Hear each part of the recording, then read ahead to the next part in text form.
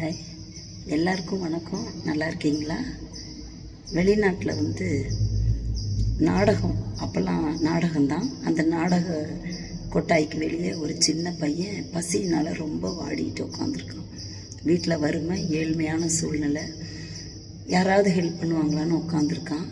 அப்போ பார்த்து குதிரையில் ஒருத்தர் வேக வேகமாக வர்றார் நாடகம் பார்க்க. நல்லா வசதி உள்ளவர். அவர் பார்க்குறாரு இந்த பையனை. குதிரை தனியாக விட்டு போனால் யாராவது அவுத்துட்டு போனால் என்ன பண்ணுறதுன்னு, தம்பி இந்த குதிரையை நீ நல்லா பார்த்துக்கிறியா? நான் போயிட்டு உனக்கு காசு தரேன், நான் குதிரையை பார்த்துக்கிட்டதுக்கு அப்படிங்கிறாரு. பரவாயில்ல, இதுவும் நல்லா இருக்கே, சரிங்க ஐயா, நான் பார்த்துக்கிறேன் அப்படின்னு சொல்லிட்டு குதிரையை பார்த்துக்கிறேன்ட்டார். இவர் நாடகம் விட்டு உடிச்சு வெளியே பார்க்குறாரு. குதிரை அடையாளமே தெரியல, இவரோட குதிரை மாதிரியே தெரியல. அவ்வளோ சூப்பராக இருக்குது குதிரை. பார்த்துட்டு இவருக்கு ஆச்சரியம், தான் சொன்ன காசை விட அதிகமாக கொடுத்துட்டாரு. அவ்வளோ சந்தோஷம் அவருக்கு. இதை பார்த்த உடனே இவருக்கும் ரொம்ப பிடிச்சி போச்சு. சரி, நம்ம இதே வேலையை செய்யலாம். இவரும் நிறைய பேருக்கு ரெக்கமெண்ட் பண்ணி அந்த நாடகம் பார்க்க வர்றவங்களாம் குதிரையை இவர் கையில் ஒப்படைச்சாங்க. இவரும் நல்லா சுத்தமாக கழுவி எல்லாம் சுத்தம் பண்ணிட்டு குதிரையிலே அதே வேலையாக பார்த்துக்கிட்டு இருந்தார்.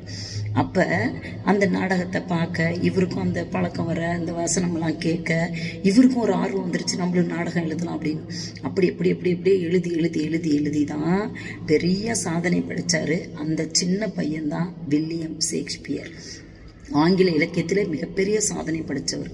அன்னைக்கு குதிரையை கழுவி சுத்தம் பண்ணார். ஒரு குதிரை தானே, பார்த்துக்க சொன்னாங்கல்ல, சரி அந்த குதிரையை அப்படியே பார்த்துக்கலான்னு பார்த்துருந்தாருன்னு வச்சுக்கோங்களேன். சொல்லாத வேலையும் செஞ்சார்.